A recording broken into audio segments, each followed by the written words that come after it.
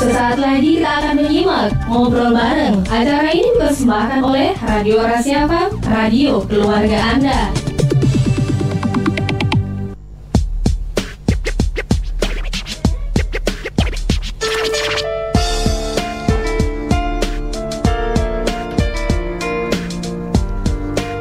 Resi 90,6 FM, radio keluarga Anda. Assalamualaikum warahmatullahi wabarakatuh. Halo, selamat siang sahabat Rasi. Baik, di kesempatan Selasa 11 Januari 2022 ya, ditemani sama Karin.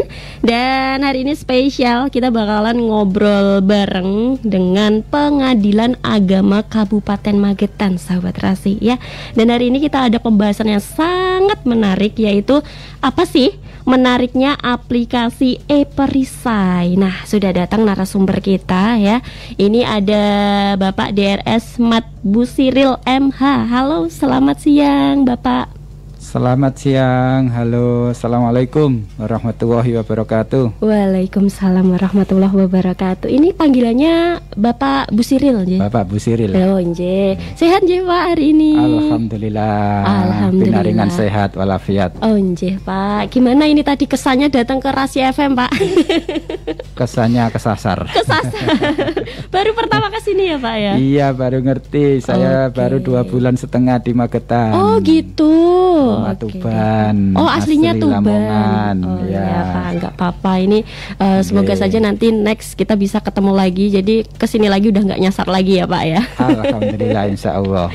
Oke. Dan hari ini kita akan membahas tentang aplikasi baru, yaitu aplikasi e-Perisai ya Pak. Iya, aplikasi. Oke, nanti buat sahabat Rasi yang ada di rumah ya, yang mungkin mau tanya-tanya, monggo silakan. Mumpung ini sudah ada ahlinya di Pengadilan Agama Kabupaten Magetan ya. Yang pengen tanya-tanya monggo silakan lewat telepon 896137 ataupun lewat SMS atau WhatsApp kita di 0811 3020 906. Gak lupa acara ini juga disiarkan secara live di fanspage Rasi, dan sahabat Rasi yang mungkin di luar kota ataupun dimanapun saja berada bisa melihat dan juga mendengarkan di website Rasi di www.rasifm.co.id ataupun juga di aplikasi audio visual kita di Express Radio.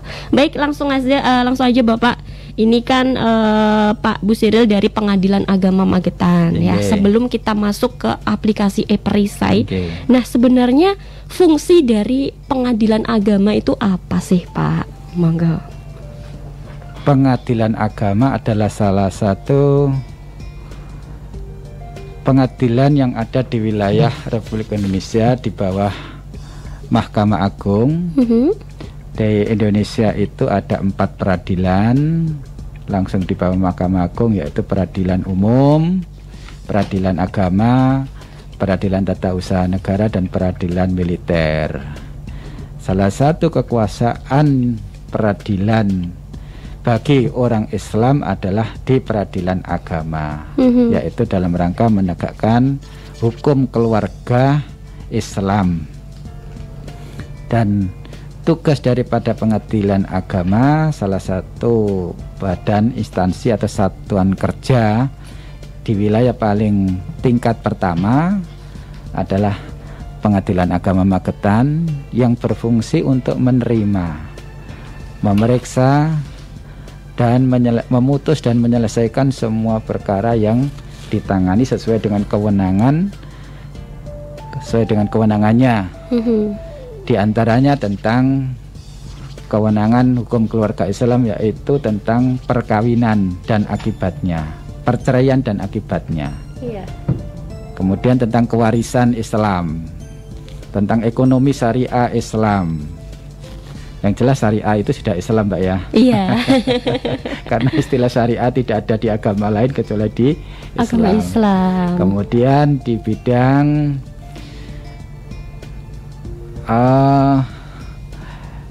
ekonomi syariah, di bidang perwakafan, di bidang penyelesaian sodako, dan yang lain-lain.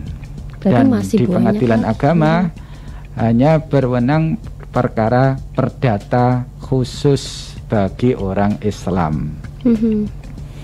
yaitu yang saya sebutkan tadi itu. Nah, di perceraian sendiri ada 2, cerai talak dan cerai gugat. Kalau cerai talak itu diajukan oleh suami, memohon kepada pengadilan agar diberi izin menjatuhkan talaknya. Nah, kalau suami tidak mau menjatuhkan talaknya, istri yang menggugat talaknya suami, memohon kepada pengadilan agar talaknya suami dijatuhkan oleh Pak Hakim. Itu. Nah, nanti kalau ada sengketa tentang ekonomi syariah yang berkait dengan pinjaman dengan bank syariah. Sekarang kita sudah punya bank nasional, yaitu Bank Syariah Indonesia (BSI), yang sudah dimerger kemarin dari beberapa bank syariah dan sekarang menjadi satu bank, yaitu Bank Syariah Indonesia. Itu kalau ada antara debitur dan kreditur itu ada masalah, nah itu bisa diajukan gugatan. Ada 2 jenis gugatan dalam masalah ekonomi syariah, yaitu gugatan sederhana dan gugatan tidak sederhana. Iya. Kalau gugatan sederhana itu ditentukan nilai pinjamannya di bawah 500 juta. Kalau di atas 500 juta itu sudah gugatan perdata, gugatan yang tidak sederhana. Nah, bedanya kalau gugatan sederhana itu pemeriksaannya bisa secara hakim tunggal. Kalau di atas itu sudah majelis hakim itu, dan waktunya pun ditentukan. Paling lama kalau gugatan sederhana itu 1 bulan. Sudah ada putusan dan sudah bisa dilaksanakan, sehingga tidak lama-lama kalau bank mau mendapatkan asetnya. Atau kemudian kedua belah pihak ada kesepakatan bagaimana majelis hakim untuk mendamaikan atau berusaha menyelesaikan solusi tentang kreditannya itu. Nah, kalau ada masalah kewarisan, nah bisa diajukan secara gugatan kontensius atau maupun diajukan permohonan atau volunter. Artinya masalah warisan itu kalau ahli warisnya sudah sepakat dibagi harta warisnya ini sudah oke, maka warisannya bisa dibagi dan ahli waris bisa ditetapkan mendapatkan bagian-bagiannya, kemudian nanti dibagi secara keluargaannya. Tapi kalau ada salah satu ahli warisnya yang merasa kurang sepakat, maka bisa diajukan gugatan warisan di pengadilan agama. Itu. Nah, kalau ada masalah hibah, ya, ada masalah hibah yang kemudian mawahibnya itu ada masalah, kemudian hari bisa dipermasalahkan masalah hibahnya itu. Bisa ahli warisnya, bisa yang memberi hibah, bisa yang penerima hibah. Itu kalau terjadi persengketaan masalah hibah. Aduh, kayaknya masalah ribet banget sengketa, ini ya, Pak, ya. Iya. Sengketa masalah wakaf ada juga, ya. Jadi itu. Nah, kalau perkara volunter itu biasanya yang banyak itu permohonan orang tua agar diberi izin anaknya nikah lagi yang belum umur 19 tahun itu. Namanya dispensasi kawin. Oh, berarti itu juga mengajukannya ke pengadilan agama? Iya, yang bagi orang Islam, yang bagi orang non-Islam ya ke pengadilan negeri, Mbak. Oh iya. Terus permohonan kalau walinya tidak mau menikahkan anaknya perempuan, itu namanya wali adol, permohonan, sehingga calon pengantin perempuan mengajukan permohonan. Nah, bisa juga perwalian. Nah, bisa juga tadi tentang waris itu tadi, penetapan ahli waris. Bersama-sama ahli waris minta ditetapkan. Nah, itu tugas pokok dan fungsi pengadilan agama di tingkat pertama atau pengadilan agama Getan, Mbak. Jadi kewenangannya sama di seluruh Indonesia sama. Selama itu namanya pengadilan agama ya, tupoksinya sama. Berarti tugasnya berarti banyak banget ini, Pak, ya. Ya, tugasnya ya, itu keseluruhan hukum keluarga Islam. Oh iya.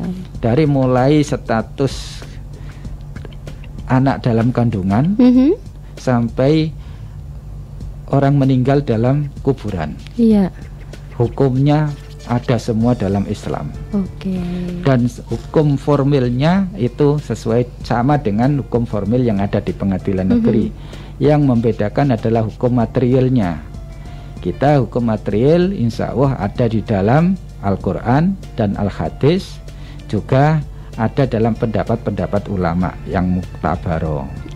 Itu kemudian diambil alih oleh majelis hakim untuk memperkuat pertimbangan hukumnya, begitu. Iya, baik ini di awal ini Pak Bu Siril ya sudah menjelaskan apa sih fungsi dari pengadilan agama ini ya. Baik, kita break dulu sebentar ya Pak ya. Nanti kita lanjut lagi ngobrolnya masalah perihal aplikasi e-perisai ini tadi ya. Buat sahabat Rasi jangan kemana-mana, tetap stay tune di 90,6 FM. Dan mungkin ada yang pengen tanya-tanya, monggo siapkan pertanyaan Anda ya setelah pesan-pesan berikut ini.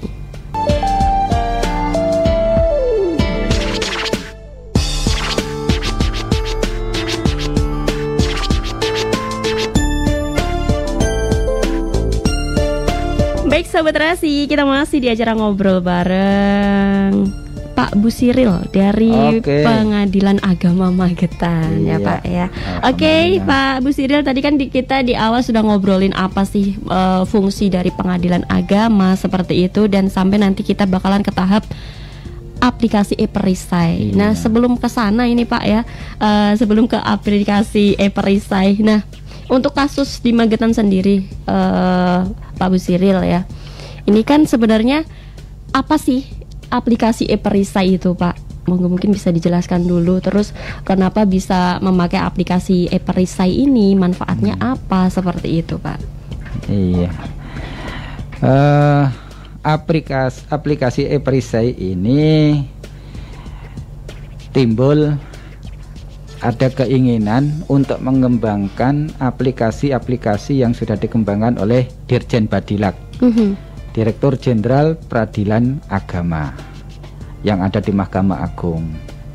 Tujuannya adalah bagaimana mempermudah masyarakat dan mempermudah pengadilan untuk memberikan pelayanan secara prima. Nah, dari aplikasi yang ada itu kemudian kita mengembangkan. Nah, di Pengadilan Agama Magetan ini awalnya secara konvensional, manual, di mana Ketua Pengadilan Agama Pak Husnul Muhyiddin sudah menandatangani MOU sama Pak Bupati, yang sudah Pak Bupati Pak Suprawoto ya. Itu pada tanggal 21 Juli 2021 menandatangani MOU dengan tujuan harapannya itu bagaimana toh orang yang sudah masuk ke pengadilan agama, masalah rumah tangganya sudah rumit, terus kemudian dibawa ke pengadilan agama, tujuannya ingin berpisah. Ketika berpisah itu tentunya akibat perceraian itu adalah terhadap status kependudukan. Nah, dari sanalah Pak Bupati menginginkan bagaimana masyarakatnya itu bisa terlayani dengan baik, sehingga setelah cerai itu maunya itu sudah nggak ingin ribet, menambah masalah beban. Akhirnya Pak Bupati mengusulkan, bisa nggak kalau ini kemudian masyarakat saya mendapatkan kartu keluarga yang baru dan KTP yang baru, karena perubahan KTP dan KK itu kan ketika terjadi perubahan status keluarga, apa keluarganya tambah maka kakaknya akan berubah, atau kakaknya berkurang seperti ada kematian maka kakaknya berubah. Lah ini terjadi perceraian maka kartu keluarganya harus pecah. Nah, kalau nggak diurus langsung begini ini nanti nunggu. Awalnya secara konvensional pengadilan dengan Dukcapil kirim data, kita kirim. Untungnya kok dekat Mbak ya, antara Dinas Pendidikan dengan catatan sipil dengan Pengadilan Agama Magetan itu ya kurang lebih sekitar 500 meter. Awalnya secara konvensional kita kirim data ke Dukcapil riwa-riwi gitu selama berapa bulan itu, 5 bulan itu. Akhirnya kita coba dengan pakai aplikasi. Nah, Antara Pengadilan Agama dengan Dinas Dukcapil sudah punya internetnya, Mbak. Iya. Nah, dengan situlah kemudian kita ingin mengembangkan. Begitu ada orang yang berperkara tentang perceraian, ya, ini kita minta datanya KTP, kartu keluarga. Saat mendaftar itu sudah punya itu buku nikah. Nah, itu data awal itu kita minta semua. Nah, begitu nanti perkaranya ini jadi cerai, apa cerai gugat maupun cerai talak, itu kemudian data itu kita upload, kita kirim ke Dukcapil. Di sana ada aplikasi yang namanya Kembali Sendiri. Ada aplikasi Kembali Sendiri. Nah, masuk data ke sana, perisai ngirim data ke sana, kemudian data akte cerai yang kita kirim sama KK, KTP, kemudian data yang diterbitkan itu kita ambil, kita print di Pengadilan Agama, KTP-nya dikirim ke kita. Begitu selesai, akte cerai selesai, para pihak bisa ngambil itu semua dan ngambil di Pengadilan Agama. Oh, jadi langsung di Pengadilan Agamanya ya, nggak di Dukcapilnya. Iya, ngambilnya di Pengadilan Agama dan tidak dikenai pungutan apapun kecuali PNBP. Penerimaan negara bukan pajak 10.000 untuk akte cerainya, untuk salinan putusannya 10.000. Nah, untuk pencatatannya 10.000, jadi kurang lebih 30.000 PNBP-nya. Memang berdasarkan PP nomor 5 tahun 2019 itu kan produk pengadilan itu dikenai PNBP 10.000, Mbak. Itu. Jadi e-perisai ini dibuat untuk mempermudah peningkatan pelayanan prima Pengadilan Agama terhadap masyarakat yang mengurus perceraian dan sekaligus perubahan biodatanya tentang status rumah tangganya. Iya. Jadi kembali sendiri lagi menurut orang Dukcapil itu. Oke. Tapi gini Pak, catatan ya. Biarpun sekarang dipermudah, tapi jangan pisah lah ya. Itulah harapan kita. Nah gitu. Terus waduh enak harapan ini ya. Udah itu terima beres saja nih. Jangan. Ya itu catatannya. Karena saya boleh mengumpamakan orang cerai itu seperti siapa sih? Orang mau sakit, kan nggak mau, Mbak. Iya. Orang nggak mau sakit tapi masih kena flu. Betul. Nah, mudah-mudahan ini COVID ini sudah nggak kerasan di Indonesia ya. Amin. Ya, sekarang sakit sedikit siapa sih mau? Nah, rumah tangga ini kan maunya mulus-mulus sejak mulai perkenalan di sana, saling mengenal, saling mencintai, kemudian sampai terjadi akad rumah tangga, pernikahan, membina rumah tangga. Inginnya kan kaken-kaken sama ninen-ninen, dunia wal akhirah, kan begitu. Tapi siapa yang mau? Nah, ini pengadilan sendiri ya tidak ingin. Tapi ketika ada orang yang daftar tetap kita terima. Tidak boleh kita tolak. Oh, kasus gitu aja kok dibawa ke sini. Nggak boleh begitu. Tetap kita layani, maunya cerai kita layani. Tapi dalam proses persidangannya tetap majelis hakim sampai belum dijatuhkan putusan berkewajiban mendamaikan, berusaha merukunkan, berusaha menasihati akibat manfaat dan madorotnya cerai, disampaikan terus setiap permulaan persidangan. Bahkan mediasi disiapkan seorang mediator untuk mengupayakan bagaimana jangan sampai cerai. Tapi namanya orang sakit, Mbak, nah, sembuhnya lama. Bahkan yang ingin sekarang ini pokoknya ya ingin sembuh ya cerai. Ya, itu. Kayaknya udah nggak ada jalan keluar lain nggak gitu loh, Mbak. Iya, memang solusinya sembuhnya ya harus minta diputus cerai itu. Oke, baik, nanti kita lanjut lagi ngobrolnya. Dan ini sudah ada pertanyaan-pertanyaan yang masuk. Jadi nanti kita bahas abis break dulu. Baik, sahabat Rasi, jangan kemana-mana, tetap stay tune di 90,6 FM.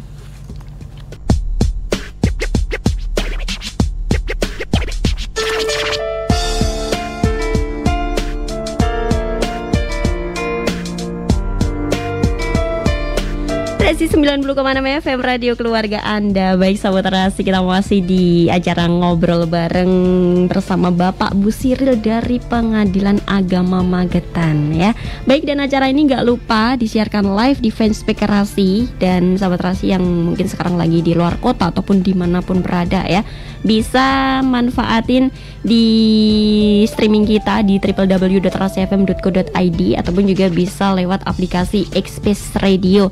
Dan kita juga live Instagram untuk saat ini. Baik, buat Pak Bu Siril, kita lanjut ya. Tadi kita sudah membahas tentang aplikasi e-Perisa itu apa sih, yaitu ternyata memudahkan untuk mengurus data-data kependudukan tadi ya Pak ya. Baik, untuk ini sudah ada yang bertanya lewat WA Pak di nomornya 038 belakangnya ya. Selamat siang Mbak Karin, mau tanya, ini syarat untuk gugat cerai itu apa aja dan biayanya berapa? Terima kasih. Monggo Pak Bu Siril. Untuk persyaratan gugat cerai, yang namanya gugat cerai itu adalah calon istri. Calon istri, calon istri? Istri calon berperkara. Iya. Karena suami tidak mau mendaftar. Nah, istri menggugat agar talaknya suami dijatuhkan oleh Pak Hakim, itu namanya gugat cerai. Iya. Syaratnya membawa KTP, membawa kartu keluarga, membawa buku nikah yang warna hijau. Yang punyanya istri. Kalau ada dua-duanya diperbolehkan. Yang warna coklat itu milik suami, yang warna hijau milik istri. Nah, itu difotokopi, kemudian di pengadilan sudah disiapkan untuk nasegelennya, kantor pos sudah ada, sehingga nanti langsung di nasegelen di Pengadilan Agama, kantor posnya di Pengadilan Agama. Setelah itu persyaratan itu lengkap, sudah siap enggak gugatannya? Kalau belum siap, disiapkan di Pengadilan Agama, yaitu pos bantuan hukum untuk membantu masyarakat yang tidak bisa membuat gugatan sendiri. Oh iya. Itu. Jadi pokok permasalahannya apa aja kayak gitu ya Pak. Terus permasalahannya, yang penting itu penyebabnya apa toh mau cerai. Kalau penyebabnya sih masih bisa dirukun dipikir-pikir sendiri, nggak usah lah. Yang kedua tentang akibat dari penyebab itu apa? Berpisah, apa pisah ranjang atau pisah rumah. Kalau pisah ranjang itu masih satu rumah tapi beda kamar, Mbak. Gitu. Ya. Tapi kalau pisah rumah, nah mungkin itu di rumah orang tua masing-masing kayak sudah gitu. Beda rumah. Apa keluar rumah ke kontrak, apa ke rumah orang tua sendiri. Nah itu akibat. Nah, sudah berapa lama pisahnya? 1 bulan, 2 bulan, 6 bulan, 1 tahun, 2 tahun. Nah itu ya, tidak ada batasan untuk berpisah. Macam-macam penyebab pertengkaran, sampai ada KDRT juga yang bisa disebabkan karena masalah ekonomi, suami tidak mampu lagi, dimintai nafkah, kadang-kadang ringan tangan. Itu lah. Terus biayanya berapa? Biaya sesuai dengan radius. Kalau radius 1 itu adalah kurang lebih 550. Itu dengan macam pengeluaran. Pengeluaran ada pencatatan perkara, ada redaksi, ada materai, kemudian ada panggilan, dan ada biaya proses. Nah, untuk yang redaksi, untuk pencatatan, dan untuk materai itu otomatis itu yang berhak kita setor negara. Materai otomatis langsung 10.000 kan kita beli materai. Kita kan nggak bisa membuat materai sendiri, toh. Nah, betul. Artinya itu sudah pendapatan negara tentang pemateraian. Nah, kemudian ada biaya panggilan. Untuk panggilan pihak penggugat dan pihak tergugat kita panggil.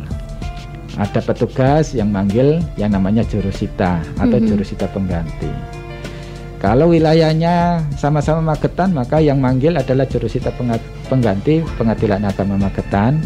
Tapi kalau wilayahnya umpama Madiun, pihak tergugat atau pihak penggugatnya Madiun, ya, mengajukan di Magetan, maka kita panggil ke wilayah Madiun minta bantuan Pengadilan Agama Madiun. Namanya bantuan delegasi. Itu. Nah, itu untuk radius 1. Untuk radius 2 750. Untuk radius 3 950. Nah, itu kalau cerai gugat. Kalau cerai talak nanti ditambahi lagi panggilan ikrar talak. Itu setelah diberi izin oleh Pak Hakim untuk menjatuhkan talak, ada panggilan sekali lagi yaitu panggilan ikrar talak untuk menjatuhkan talak suami kepada istri. Itu tambahan. Kalau radius 1 ya ada tambahan 200. Kalau radius 2 ya tambahan 150. Nah, itu. Berarti tergantung sama lokasi atau wilayahnya juga ya, Pak, ya, kayak gitu. Iya, radius agak nambah sedikit, Pak. Oke, siap. Itu biayanya. Baik, Pak, untuk perkara ini ada nggak sih ya yang daftar secara prodeo itu, Pak? Itu kan tadi ada biaya-biayanya kayak gitu ya. Tapi kalau ada nggak sih perkara yang daftar secara prodeo atau cuma-cuma kayak gitu, Jadi, Pak? di Pengadilan Agama disiapkan anggaran oleh negara. Untuk tahun ini ada 40 perkara yang berperkara secara prodeo atau secara cuma-cuma bagi masyarakat yang tidak mampu. Ini bisa diinformasikan, barangkali ada masyarakat yang khawatir tidak punya biaya, terus rumah tangganya sudah nggak ada penyelesaian, tanggung jawab suami istri sudah nggak ada. Nah, bisa langsung datang ke Pengadilan Agama dengan membawa surat keterangan tidak mampu dari kepala desa, diketahui Pak Camat. Jadi cukup membawa surat keterangan tidak mampu dari kepala desa, diketahui Pak Camat, ditambah persyaratan perceraian, membawa buku nikah, KTP, kartu keluarga, langsung datang ke Pengadilan Agama. Oh gitu, tapi jangan ngaku-ngaku ya, terus ntar orang punya tapi ngaku-ngaku orang nggak punya. Ya kan yang penting ada surat keterangan tidak mampu, Mbak, dari kepala desa. Nah, lebih afdol lagi ditambah apa kartu tidak mampunya seperti kartu BLT atau kartu KIS atau kartu apa-apa seperti penerimaan beras, umpamanya itu kan. Ada tahu kartu-kartunya itu yang bagi masyarakat tidak mampu kan dikasih. Kalau ada itu ya enggak apa-apa dibawa. Oh, enggak apa-apa ya, Pak, ternyata. Karin baru tahu loh ini ya ternyata. Oke, terus untuk ini, Pak, kan kalau biasanya ini kan kalau mendaftar secara mandiri bisa nggak sih, Pak, kalau tanpa pengacara? Oh iya. Soalnya kan kalau tambah pengacara, Karin denger nih kan biayanya menggunung nih.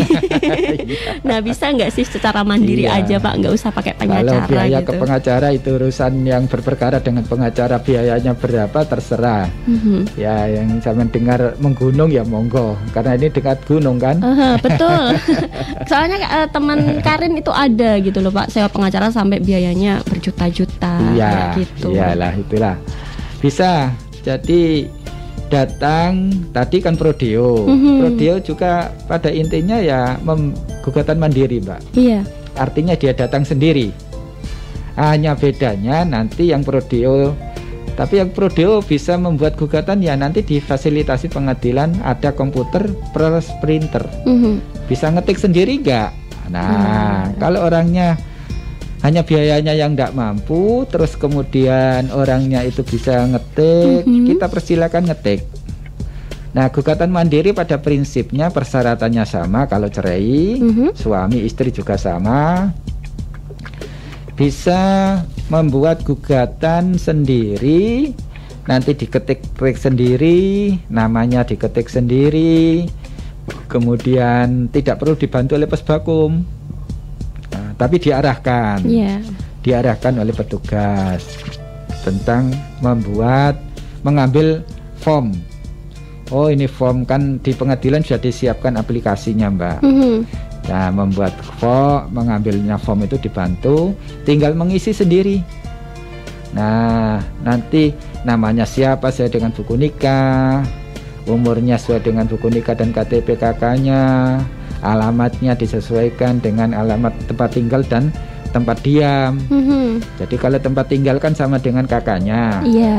Kalau tempat diamnya itu kan biasanya sekarang karena terjadi perpisahan, sudah keluar dari rumah itu kembali ke kontrak atau kos atau ke orang tuanya atau ke Pak D, Pak Leknya. Mengisi alamat mau kemana selanjutnya ya. Jadi orang mau cerai itu begitu. Oh iya. Nah, terus mengisi penyebabnya apa diisi sendiri. Nanti di print dan kemudian didaftarkan. Itulah gugatan mandiri. Oke. Nah, berarti bisa ya Pak tanpa pengacara? Bisa. Dan sekarang ini kan insya Allah ke depan ini pengadilan tinggal nyiapkan komputer-komputer dan printernya, Mbak. Ini untuk permudah ke depan tidak perlu pakai jasa pengacara umpamanya. Oh, saya mau datang sendiri. Terus berarti silakan dia langsung ngetik sendiri, karena sendiri. Insya Allah inilah yang akan dikembangkan, namanya peradilan modern itu, Mbak. Iya. Jadi peradilan modern itu nanti masyarakat datang sendiri, membuat sendiri, pengadilan tetap membuat advisnya, membantunya. Karena ini tugas pengadilan adalah memberikan bantuan secukupnya sampai terjadi membuat gugatannya itu. Sementara ini masih dianggarkan. Berarti ada pos bakum, pos bantuan hukum. Tapi untuk sekarang belum ya Pak ya? Sudah mulai kita kembangkan gugatan mandiri itu, dan siapa yang mungkin yang sudah sarjana yang bisa ngetik, nah langsung bisa kita siapkan, sudah ada fasilitasnya, ada print komputer sama printernya, dan ada petugasnya yang advis untuk menunjukkan itu. Untuk membimbing. Jadi nggak usah takut, saya nanti nggak berani cerai tapi tetap digantung oleh suami, gimana? Baik Pak. Terus ini untuk tadi untuk pendaftaran persidangannya, terus untuk prosesnya Pak ya, kan tadi udah ngisi form itu tadi ya? Iya. Formnya udah diisi, terus abis itu dikemanakan ini Pak? Setelah didaftar oleh pengadilan, hari itu sudah terdaftar, maka selanjutnya perkara ini diberkas dan diserahkan ketua melalui panitra. Saya yang berkas, kemudian saya serahkan ketua. Oleh ketua ditunjuklah majelis hakim. Namanya penunjukan majelis hakim. Nah, setelah ditunjuk majelis hakim, saya sebagai panitra menentukan siapa tahu yang membantu saya, namanya mengganti saya. Tidak semuanya panitra yang ikut sidang atau enggak, Mbak. Ada penggantinya, yaitu namanya panitra pengganti. Dan jurusita pengganti yang menggantikan saya sebagai jurusita untuk manggil di lapangan. Itu kami tunjuk, dan setelah kami tunjuk untuk membantu Bapak Ibu Hakim atau majelis hakim itu. Dan kemudian majelis hakim menentukan hari sidang. Nah, penentuan hari sidang inilah kemudian disampaikan, dibuatlah relas atau panggilan kepada para pihak untuk dipanggil dan akan ditentukan sidangnya. Gitu. Nah, ini sudah masuk proses persidangan. Iya. Biasanya lama nggak sih Pak kayak gitu? Ya, tergantung kasusnya ya. Jadi sekarang ini menurut HR ya, undang-undang hukum acara, paling lambat 1 bulan sudah ada sidang. Paling lambat, tidak boleh lebih 1 bulan. Berarti langsung. Jadi paling ya, lambat 1 bulan. Tanggal 3 daftar Januari ya, tanggal 3 Februari sudah harus sidang. Bahkan sekarang ini diupayakan, dulu paling lambat sidang, sekarang paling lambat putus. Artinya begitu ada pendaftaran, sekarang hari Selasa depan sudah harus sidang. Nah, Selasanya lagi sidang lagi, Selasanya lagi sidang lagi. Nah, maksimal 1 bulan diusahakan sudah putus. Itu kalau kedua belah pihak kooperatif. Nah, kalau sama-sama hadir kan lebih enak, lebih cepat ya. Iya, sama-sama hadir lebih cepat malahan daripada yang saya nggak hadir aja supaya lebih cepat. Enggak juga. Tapi kalau 2 kali dipanggil tidak hadir, dengan catatan panggilannya itu patut dan sah, ya insya Allah 2 kali dipanggil tidak hadir, ya nanti diputus dengan Langsung putusan diputuskan. first take. Oke. Itu. Terus umpama udah jadi ini Pak ya, udah jadi, udah didok, Iya. udah ini gitu. Iya, sudah Pisah bisa. kayak gitu, pisah gitu ya Pak ya. Terus ini kan untuk tadi kan udah ada akte cerai seperti itu, terus sama tadi kan udah kerjasama dengan di Dukcapil ya, dengan Iya. aplikasi e-Perisa itu tadi. Nah ini untuk ambil produknya kapan ini Pak? Gitu. Terus Jadi gimana tata setelah cara untuk didok, mengambilnya? Terus kita nunggu BHT-nya dulu Pak, berlaku hukum tetap. Kalau putusan hadir, maka dari tanggal 10 ya umpamanya, maka nanti tanggal 25 sudah berlaku hukum tetap. Itu kalau sama-sama hadir. Nah, tapi kalau yang salah satunya tidak hadir atau putusan first take, itu nunggu pemberitahuan putusan. Iya. Nah, kalau sudah berlaku hukum tetap, cerai gugat, maka penganitra harus menerbitkan akte cerai. Nah, diterbitkan akte cerai. Dengan terbitnya akte cerai itu, kita fotokopi, kita scan, kemudian kita upload dan kita kirim ke Kembali Sendiri, aplikasi yang ada di Dukcapil. Di sana diterima. Oh, ini ada data akte cerai, ada data kartu keluarga, ada data KTP. Dukcapil menerbitkan kartu keluarga dan KTP baru. Kemudian barangnya dikirim ke Pengadilan Agama. Nanti Pengadilan Agama bersama-sama akte cerai, kartu keluarga yang baru, KTP yang baru. Jadi KTP yang kemarin nikah atau kawin, sekarang tidak kawin lagi. Kembali sendiri lagi. Iya. Nah, itu diserahkan kepada para pihak paling lambat 1 bulan. Paling lambat 1 bulan. Tapi kita sekarang ini karena ada gadget, nomor HP-nya, nomor WA-nya sudah kita simpan. Begitu.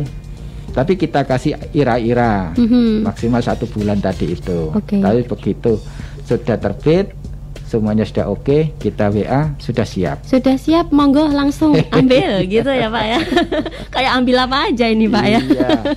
Oke, baik, kita break dulu sebentar ya Pak ya. Nanti habis ini kita di sesi yang terakhir karena waktunya juga udah jam 11 aja nih ya. Nggak terasa. Baik, sahabat Rasi jangan kemana-mana, tetap stay tune di 90,6 FM. Dan setelah pesan-pesan berikut ini.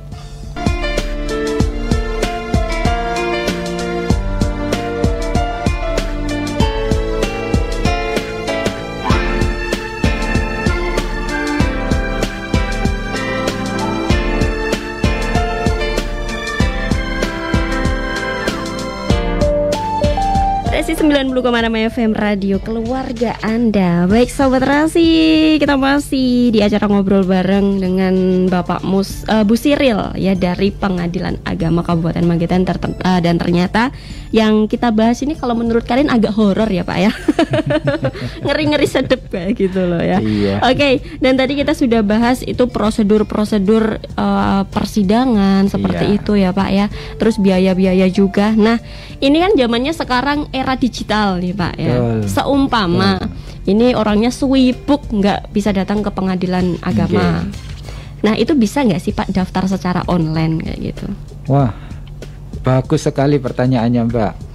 Jadi Pengadilan Agama sudah membuat aplikasi dan ini sudah ada surat dari Pak Dirjen Badilak harus sesuai dengan peraturan Mahkamah Agung 1 tahun 2019 tentang pendaftaran secara online, yaitu difasilitasi dengan e-code, electronic code. Tulisannya gimana itu Pak? Itu bisa membuka web di Pengadilan Agama, webnya berapa untuk mendaftar secara e-code. Nanti harus punya akun pendaftar itu. Nah, harus punya akun, dan akun itu yang digunakan untuk mengirim dokumen-dokumen, data-data, dan bisa nanti membuka e-samen untuk pendaftarannya. Bisa dibuka setelah diketahui web Pengadilan Agama itu berapa panjar-panjarnya. Nah, itu nanti bisa membayar secara online, ngirim dokumen secara online, Dengan demikian nanti akan ada pemberitahuan sidang dari pengadilan agama secara online. Oh gitu. Nah, jadi daftarnya secara online, bayarnya secara online. Sidang pertama itu harus datang. Oke. Nanti pihak lawan atau pihak tergugat atau termohon itu dipanggil secara konvensional ke alamat yang ditunjuk sesuai dengan dokumennya itu. Kemudian pihak pengguna akun yang daftar secara online tadi itu membawa dokumen-dokumen resminya, nanti diserahkan di waktu sidang. Nah, nanti pihak lawan kalau hadir dan pihak lawan kemudian itu dimintakan untuk sidang secara online, nah itu nanti kemudian disebut dengan sidang e-litigasi. Iya. Nah, pihak lawan juga punya akun. Oh, jadi antara suami dan istri ini harus punya akun masing-masing. Betul. Gitu ya Pak ya. Dan yang selama ini sudah berjalan adalah biasanya pakai jasa advokat. Jadi advokat ini yang sudah menerima kuasa mendaftarkan secara online. Waktu sidang pun pihak lawannya sudah punya akun dan kemudian sepakat untuk bersidang secara e-litigasi. Dengan demikian sidangnya nanti cukup sidang pertama dan mediasi hadir, kemudian setelah itu jawab jinawab, jawaban, replik, duplik dikirim lewat akunnya masing-masing ke pengadilan agama. Iya. Nah, kemudian saat waktu pembuktian menghadirkan saksi-saksi harus hadir juga dan bisa juga secara pakai layanan untuk sidang secara elektronik. Bisa. Mungkin seperti kayak menghadirkan saksi. Itu bisa langsung secara elektronik dan itu alhamdulillah sudah ada difasilitasi. Hanya saja masyarakat tertentu yang belum bisa memanfaatkan itu. Tapi mendingan enak langsung apa enak online Pak? Ke depan ya enak online. Enak online ya Pak ya, nggak usah wirawiri ya gitu. Waduh, semakin dipermudah ini sahabat Rasi ya.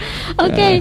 Dan itu tadi untuk daftar secara online-nya langsung masuk ke websitenya pengadilan agama. Iya. Oke. Dan ini Pak tentang dispensasi nikah. Oh iya.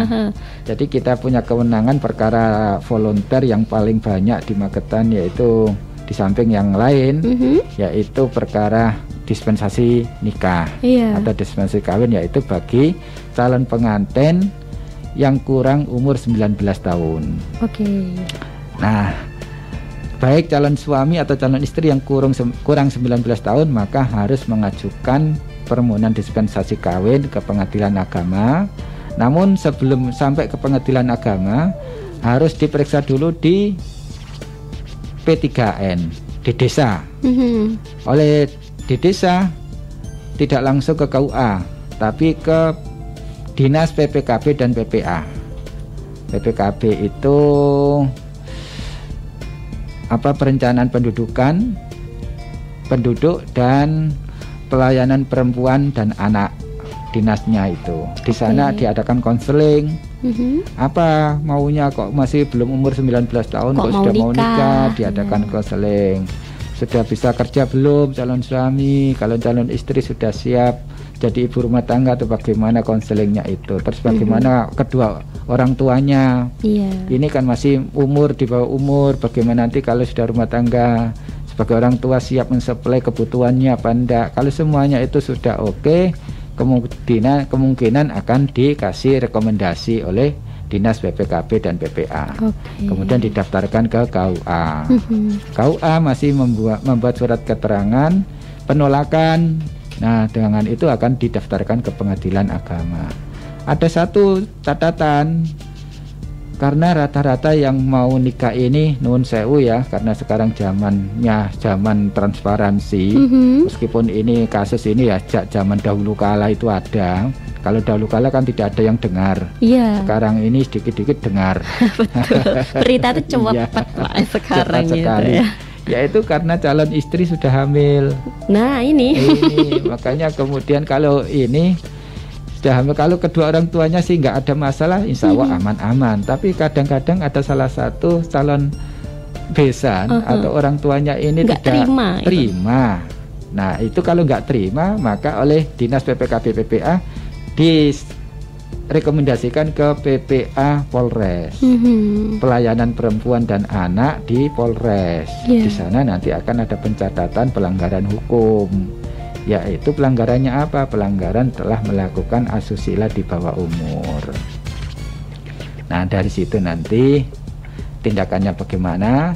Nah pengadilan kalau sudah menerima permohonan dispensasi kawin, ya akan diupayakan untuk ya sidangnya sidang seperti sidang anak, Mbak.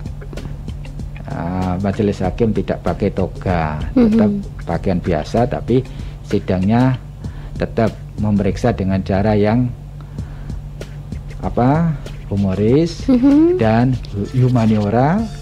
Nah sehingga akan mengena. Dengan demikian kalau masih tetap ingin nikah, ya gimana lagi? Nah solusinya aja, kalau sudah hamil ini, kita siapa ini yang mau tanggung jawab gitu loh ya Pak ya. Oke, jadi hati-hati gitu loh ini. Karena sekarang memang kasus seperti itu kayak ya biasa aja gitu Pak dianggapnya itu kayaknya. Iya, karena undang-undangnya tentang pelanggaran itu masih belum penekanan itu, sehingga dianggap oh ini biasa. Udah biasa ya udah nanti ujung-ujungnya gitu. Nikah kayak gitu. Jadi di luar sana tuh nggak mikir gitu lah efek gitu. Belakangnya seperti itu Pak. Baik ini karena nggak terasa waktunya, udah jalannya cepet banget Pak. Dan ini mungkin Pak Busiril ada pesan nih Pak yang ingin disampaikan buat sahabat Rasi yang ada di rumah. Monggo Pak, silahkan sebelum Karin akhiri nih pembicaraan. Terima kasih Radio Suara Sarangan Indah FM. Dengan adanya kita mengadakan ngobrol santai ini, bisa membawa pencerahan masyarakat. Nah, Pengadilan Agama siap menerima, melayani dan menyelesaikan semua sengketa keluarga Islam, baik yang kaitannya dengan masalah perkawinan dan akibatnya, dan juga masalah ekonomi syariat, juga masalah kewarisan, juga masalah dispensasi kawin. Ini semuanya ditangani dengan secara baik oleh Pengadilan Agama, dan insya Allah semua yang diterima oleh Pengadilan Agama akan diberi pelayanan yang terbaik oleh Pengadilan Agama Magetan. Dan Pengadilan Agama Magetan berusaha dengan motonya yaitu berbatik, berintegritas tinggi, dan melayani dengan saksama. Iya, baik. Dan satu lagi, jangan cerai. Kalau bisa jangan cerai. Iya, kalau bisa jangan cerai. Gitu. Oke, baik. Terima kasih loh Pak Busiril sudah menyempatkan waktunya bisa hadir ke studio Rasi FM menyampaikan tadi ya yang ada di Pengadilan Agama dan aplikasi-aplikasi yang sangat bermanfaat seperti itu. Baik, terima kasih Pak Busiril sudah hadir dan semoga kita bisa dipertemukan lagi di lain kesempatan. Terima kasih. Wassalamualaikum warahmatullahi wabarakatuh. Waalaikumsalam warahmatullahi wabarakatuh. Dan Karin juga harus pamit undur diri nih sahabat Rasi. Dan jangan kemana-mana, tetap stay tune di 90,6 FM. Gak lupa abis ini yang tadi belum simak acara ngobrol bareng Pak Busiril dari Pengadilan Agama, nanti bisa dilihat di channel YouTube Rasi ya, di Rasi Magetan channel YouTube-nya. Yang belum subscribe, ayo buruan subscribe ya. Dan akhirnya di Kasan MT Hari Reforma 13 Magetan, Karin pamit. Selamat siang, wassalamualaikum warahmatullahi wabarakatuh. Waalaikumsalam warahmatullahi wabarakatuh. Baru saja Anda simak ngobrol bareng. Acara ini dipersembahkan oleh Radio Rasi FM, radio keluarga Anda. Rasi Radio FM Magetan, The Family Radio, radio keluarga Anda.